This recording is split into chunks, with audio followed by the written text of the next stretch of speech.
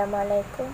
Hari ini kumpulan kami akan membentangkan tajuk rawatan Islam dari perspektif sains dan Al-Quran. Ahli-ahli kami terdiri daripada 4 orang iaitu Najwa Husna, Nurul Hidayah, saya Nurin Vanessa dan Nurul Aisyah Nabila. Saya akan menerangkan tentang apa itu rawatan Islam.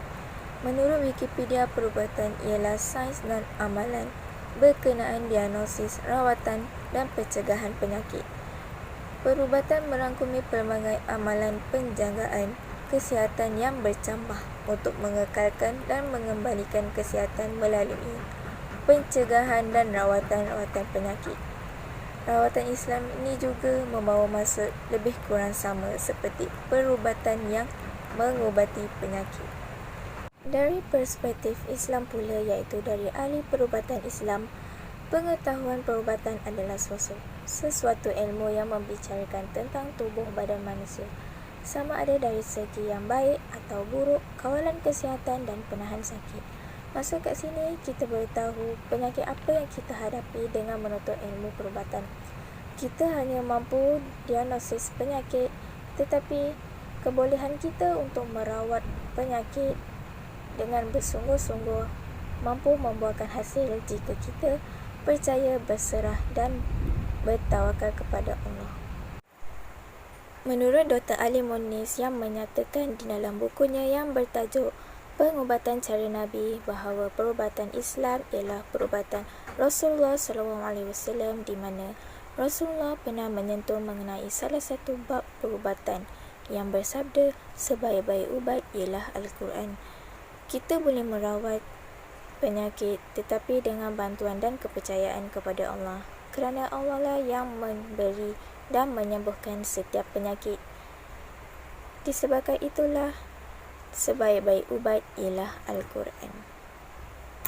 Seterusnya, apa itu penyakit? Penyakit terbahagi kepada dua bahagian. Bahagian pertama ialah penyakit hati, manakala bahagian kedua ialah penyakit fizikal. Penyakit hati ini seperti yang kita tahu, penyakit yang sudah sedia ada dalam hati manusia, sama ada baik maupun buruk. Contoh penyakit hati yang baik ialah senang melihat kejayaan orang atau mempunyai rasa simpati terhadap orang dan sebagainya. Penyakit hati yang buruk ialah dengki, riak dan sebagainya.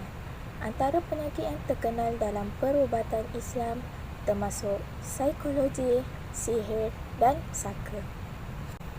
Penyakit terkenal yang pertama ialah sihir. Menurut Kamus Dewan, sihir ini diperincikan kepada santau, mantera, ilmu pukau dan sebagainya yang bertujuan menyakiti atau mempesona orang lain. Sihir ini berasal dari perkataan as-sahar, iaitu masa antara akhir dan malam. Kenapa masa antara akhir dan malam? Kerana waktu itu paling sesuai untuk menghantar sihir.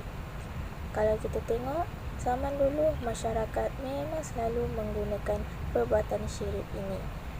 Kebanyakan mereka menggunakan untuk sesuatu yang lumayan atau sifat dengki manusia terhadap orang lain. Di Malaysia, terutama masyarakat Melayu, walaupun mereka tahu dan mengakui bahawa ilmu sihir adalah sihir gelap yang melanggar norma dan melanggar undang-undang Islam, tetapi masih ramai orang yang sanggup berhabis duit mengunjungi pengamal sihir. Zaman moden sebegini pun masih ada yang menggunakan sihir, kerana mereka menyatakan bahawa sihir ini ialah jalan yang terpantas untuk melunaskan dendam terhadap orang lain. Mereka sudah termakan dengan kata-kata orang yang telah menemui pengamal sihir tersebut untuk membantu mereka yang ingin mendapatkan sesuatu. Contoh sihir ialah sihir at-tafriq. Sihir ini dikatakan sebagai sihir pemisah yang sering berlaku dalam hubungan suami isteri. Sihir selain itu sihir guna-guna. Sihir ini selalunya berlaku dalam hubungan percintaan di mana seseorang itu akan menjadi gila bayang. Penyakit seterusnya ialah penyakit mental atau psikologi. Menurut Wikipedia, penyakit mental atau psikologi adalah gangguan yang ditandai oleh terganggunya emosi, proses berfikir, perilaku dan persepsi, penangkapan panca indera. Penyakit mental ini menimbulkan stres dan penderitaan bagi pesakit dan keluarganya. Penyakit berkaitan psikologi manusia seperti keselaruan, keresahan atau anxiety ialah penyakit mental yang datang daripada hati. Ianya lahir daripada jiwa manusia yang tidak sihat. Ia mempunyai persamaan dengan penyakit hati lain seperti kemarahan, kebencian, dengki, kesedihan, ego dan sebagainya. Anxiety juga dikatakan takut akan sesuatu benda atau sesuatu perkara yang boleh menyebabkan kegelisahan dan kemurungan seseorang. Terdapat dua pandangan berbeza mengenai penyakit psikologi seperti histeria. Sebilangan orang berpendapat bahawa histeria disebabkan oleh tekanan. Apabila seseorang menyembunyikan perasaannya untuk waktu yang lama, ia akan menyebabkan tekanan tidak terkawal dan terkubur di dalam hati dan melebihi had emosinya, yang akan menyebabkan histeria. Dari perspektif kesihatan mental, histeria juga didefinisikan sebagai gangguan kesihatan di mana tahap kesedaran pesakit berubah dan menunjukkan emosi dan tingkah laku yang tidak normal. Walau bagaimanapun, sebilangan orang percaya bahawa kejadian histeria disebabkan oleh kerapuhan jiwa yang membawa kepada gangguan syaitan. Seperti yang kita tahu, jin atau makhluk halus memang boleh menembusi tubuh dan jiwa manusia dan ada hadis yang menyokong tuntutan ini. Jin boleh memasuki tubuh manusia melalui pelbagai cara seperti melalui hidung, mulut, telinga, jari kaki dan tangan. Setelah makhluk halus ini berjaya memasuki tubuh manusia, ia akan terus menyerang dan mengawal otak manusia sehingga mampu menyebabkan manusia bertindak secara tidak normal dan mengubah kepribadian orang yang dirasukinya. Dalam Al-Quran, Allah SWT banyak menyebut tentang syaitan dan rasul. إن الذين اتقوا إذا مسهم طائف من الشيطان تذكروا فإذا هم مبصرون. Maksudnya, sesungguhnya orang-orang yang bertakwa apabila mereka disentuh oleh sesuatu imbasan hasutan dari syaitan, mereka ingat kepada ajaran Allah, maka dengan itu mereka nampak jalan yang benar. Penyakit yang terakhir adalah saka. Saka adalah salah satu penyakit yang sering menarik perhatian dalam perubatan Islam. Ringkasnya, saka adalah jin yang berada di dalam tubuh badan manusia yang sudah sekian lama sehingga sebati dengan diri manusia tersebut. Saka juga difahami sebagai ilmu atau jin yang telah dipusakakan daripada waris teratas kepada waris di bawah dan waris-waris yang seterusnya. Masyarakat terdahulu di Malaysia membela jin-jin ini dengan pelbagai alasan termasuk berkawan, menyembuhkan penyakit, menjaga atau melindungi keturunan dan sebagainya. Salah satu kesan saka pada pewaris adalah pewaris akan menghadapi seksaan yang menyakitkan ketika hendak mati kerana sukar untuk menghilangkan sakanya. Dalam beberapa kes, pewaris saka itu sudah lama meninggal di dunia tetapi saka di dalam badannya menggunakan jasadnya dan hidup seperti orang normal.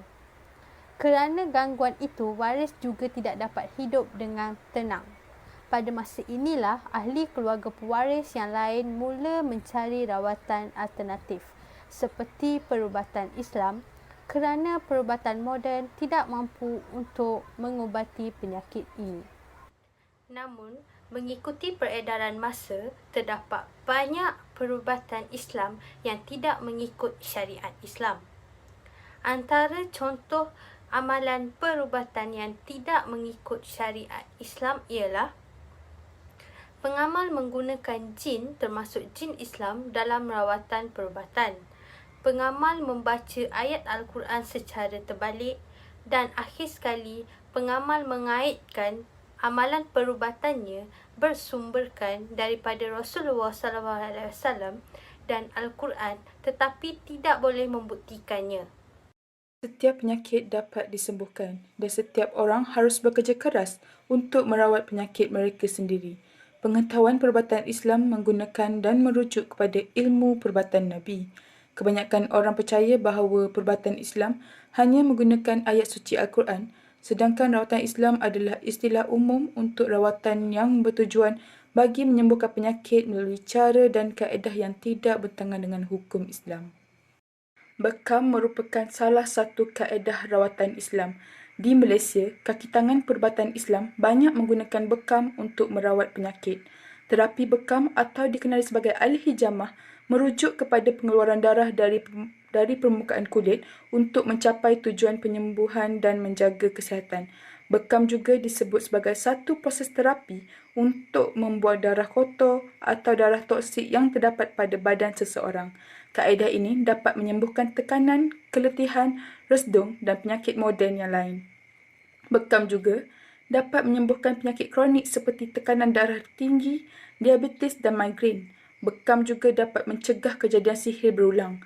Gangguan sihir berulang berlaku kerana tapak gangguan dalam badan pesakit tidak dipecahkan. Kebiasaannya, jin boleh bergerak dalam tubuh manusia melalui darah kotor di bawah permukaan kulit tubuh manusia.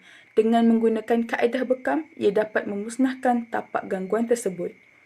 Pengamal kaedah rawatan bekam kebiasaannya menggunakan alat seperti gelas atau buluh untuk menyedut permukaan kulit untuk membuang angin, darah, gumpalan darah atau kekotoran di dalam badan. Dua jenis bekam digunakan secara meluas di Malaysia, iaitu bekam kering dan bekam basah. Bekam kering tidak dapat mengeluarkan darah kotor, hanya angin dan air yang keluar dari permukaan kulit. Bekam basah dapat menghilangkan darah, air dan angin yang kotor dari permukaan kulit sehingga menjadikan badan terasa lebih segar dan sihat. Pengamal bekam akan memberitahu terlebih dahulu kepada pelanggan tentang semua maklumat termasuk pantang larang dan kesan bekam.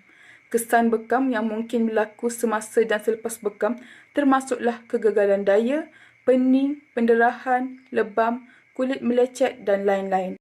Selain itu, pusat perubatan Islam seperti Darul Shifa menggunakan ayat Al-Quran yang jelas ayat-ayatnya, hadis dan sunnah Rasulullah yang nyata sumbernya, dan doa yang dipohon juga jelas maksud dan susunan katanya. Kerana keberkesanannya, rawatan menggunakan ruqyah dan ayat-ayat Al-Quran semakin mendapat sambutan. Ruqyah dari segi bahasa bermaksud mantera atau jampi. Dari segi syar'i pula bermaksud jampi-jampi mantera yang dibacakan untuk mengubati penyakit atau mengusir gangguan jin atau sihir dengan hanya menggunakan ayat-ayat Al-Quran dan doa-doa yang bersumberkan dari hadis Rasulullah yang dapat difahami maknanya dan tidak mengandungi unsur kesyirikan. Rawatan ruqyah tidak hanya terbatas pada gangguan kepribadian tetapi juga sangat berkesan dalam merawat gangguan fizikal dan mental. Perawat Islam biasanya akan membacakan beberapa potong ayat-ayat Al-Quran atau memperdengarkan bacaan ruqyah ke telinga pesakit dan memastikan pesakit khusyuk mendengarnya. Sekiranya terdapat iblis atau jin dalam tubuh pesakit, pesakit biasanya akan merasa panas dan makhluk halus dalam tubuh pesakit itu tidak akan dapat bertahan. Ruqyah juga boleh dibacakan kepada air dan diminum oleh pesakit yang mempunyai sakit ringan. Okey, sekarang saya akan menerangkan kaedah rawatan Islam yang kedua, iaitu melalui kaedah rawatan herba dan tumbuhan. Seperti yang kita sedia maklum, herba dan tumbuh-tumbuhan telah lama digunakan oleh pelbagai kaum dan etnik.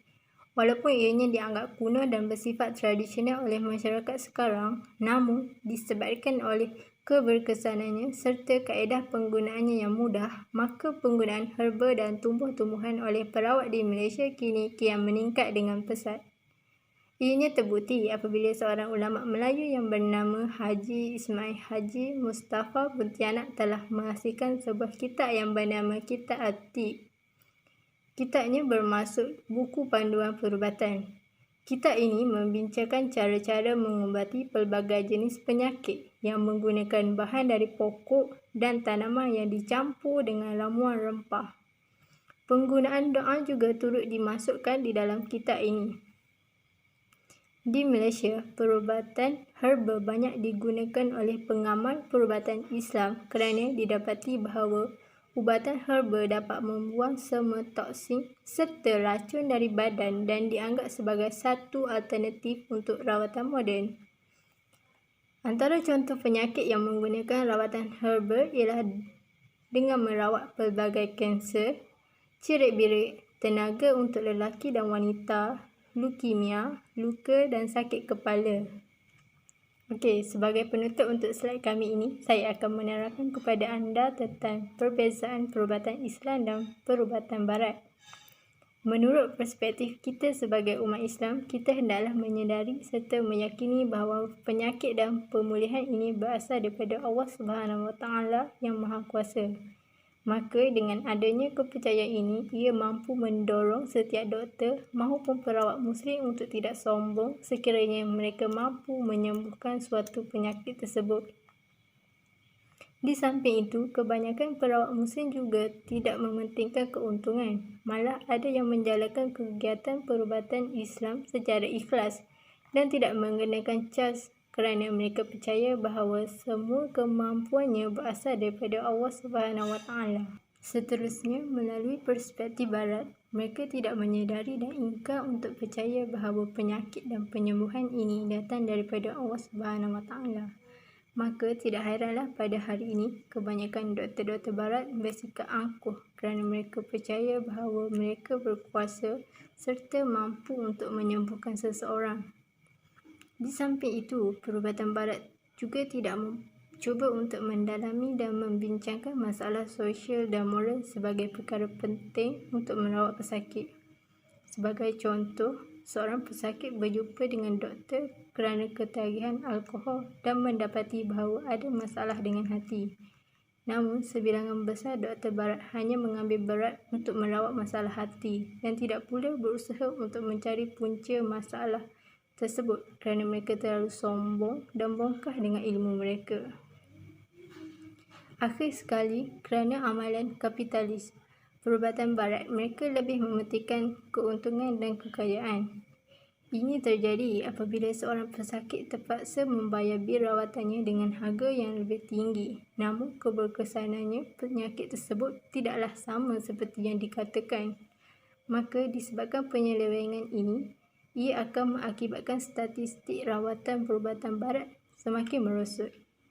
Akhir kata daripada saya, apa yang saya dapat simpulkan tentang tajuk kami iaitu rawatan Islam dari perspektif sains dan Islam ialah walaupun begitu banyak ubat-ubatan serta peralatan yang serba canggih yang mampu untuk merawat penyakit, kita sebagai umat manusia hendaklah menggunakan rawatan yang perlu menepati syariat Islam dan menyandarkan kesembuhan 100% daripada kekuasaan serta keizinan Allah Subhanahu Wa Taala.